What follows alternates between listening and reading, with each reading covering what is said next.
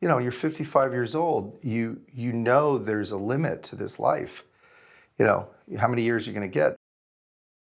Is completing a project very important to you? That's, completing a project is it's almost like, do I like to breathe air or eat food? It's a tough one because we as humans, I feel like we should be careful not to just do something because we just have to get it done. Like, I don't want to be a quitter. I have no problem quitting a useless enterprise, or I have no problem abandoning a nonprofit business. I had a business that wasn't making money, and I made the executive decision to just say, I'm going to shut this business down. It's no longer, it's not making a profit, and therefore it has to go. And I feel like, to that question, it's like, I absolutely want to complete projects that have some purpose. And at the end of the day, and to me, as my goal of an actor, writer, director, these are my trifecta, I would like to see every project that I complete have the main mission of accomplishing what I want to accomplish, which is delighting the customer. And Jeff Bezos says, delight the customer. And I feel like Amazon is a great business model. I'm an investor, so I like Amazon. And I think his business model is what I want the entertainment business to mean for me, is that when you spend your hard-earned money to go sit in a seat in a theater, I really don't want you to be tempted to pick up your phone because you're that bored with your $20, $22 that you've spent. You're that bored that you're just not engaged and you just start using your phone. So the minute I see a movie where there's a bunch of people looking at their phone, I realize it's not an engaging film. I want my goal in completing projects to be to delight customers. Otherwise, what's the point of the project if it's not got a purpose? That's the art I'm pursuing, is to make people excited and delight them. Right, and sometimes some people's brains are just so hardwired to only be able to take in a few minutes of information at times. But sure. We kind of all have adult ADD, it seems like. Well, yeah, I think that's that is a byproduct of our world the way it is now. I was toying with the idea of having like a little preamble in every film that says, if you really want to understand this film, you'll have to put your phone away because you don't want to blink. Well, when I showed The Red Market, and I had the pleasure of having the opportunity to get the Red Market into a number of theaters, it was accepted by, I think it was like 90 categories at over 60 different festivals, and it's been seen by tens of thousands of people. And some of the theaters are just iconic. It was exhibited at LA Live. It was in big theaters. I had the pleasure of seeing it in a big theater. And when I saw the film in person, no, people weren't on their phones and they weren't distracted. Perhaps a more captive audience since people are attending a festival. However, I acknowledge the fact that we do have a different world now where we are wired to have shorter attention spans, and I certainly feel that way about myself. But one thing I did notice, if I'm reading a screenplay or if I'm watching a piece of content, certain projects I just can't take my eyes off of it.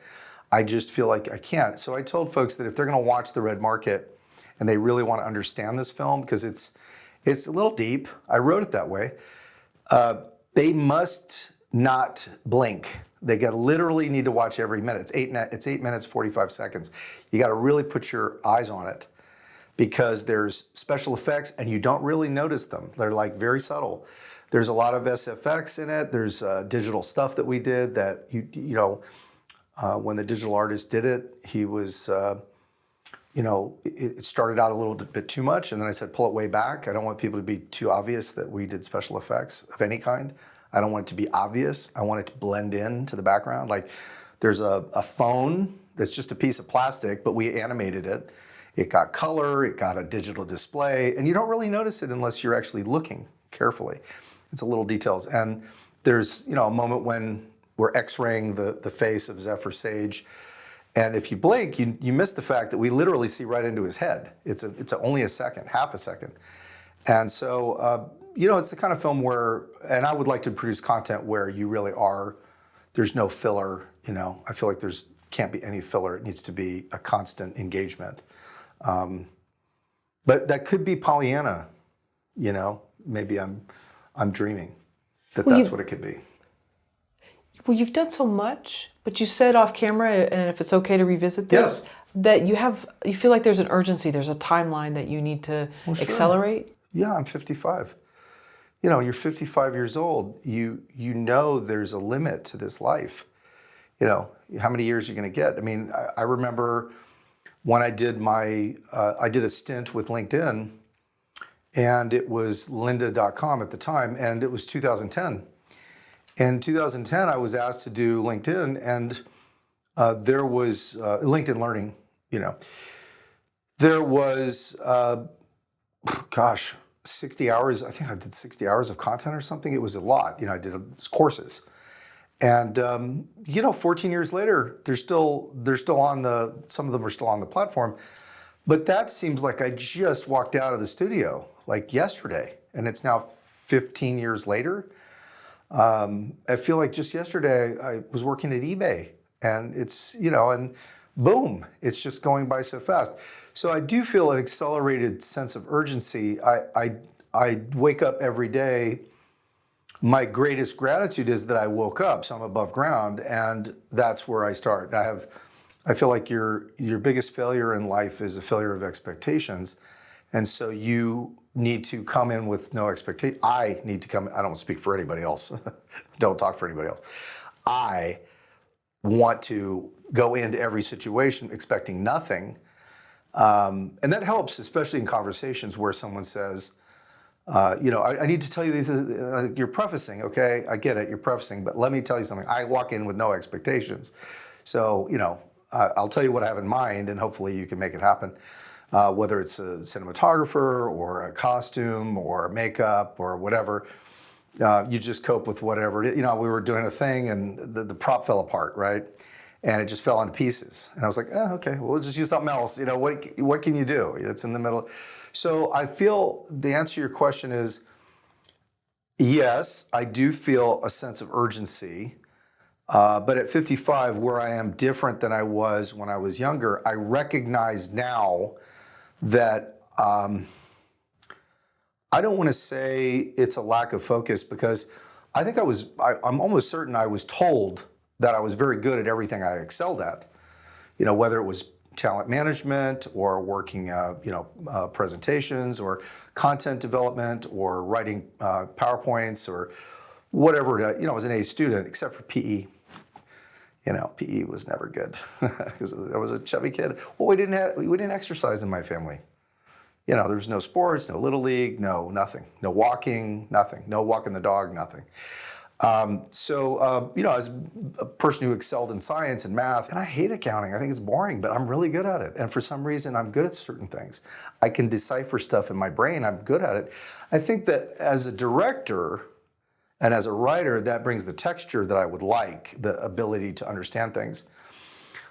However, something the cinematographer told me is like, you know, he was kind of like, yeah, you're kind of a weird guy. You know, I'm like, oh boy, I've obviously offended him.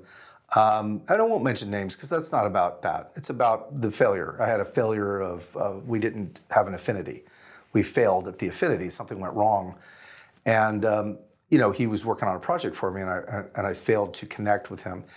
And I thought about it for a long time, and I realized, you know, he said something to me that I needed to hear. You know, sometimes you just got to hire people and just let it happen. Whatever's going to happen, happens. So I go back to, you know, thinking about Quentin Tarantino's famous quotes.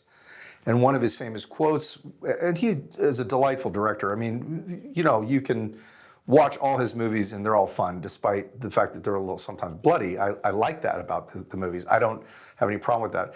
But he said something very interesting, which I found delightful, which is, it's not my job to know how to do the camera, know how to do the thing, and that's not my job. You know, my job is to have the vision for what I want it to be.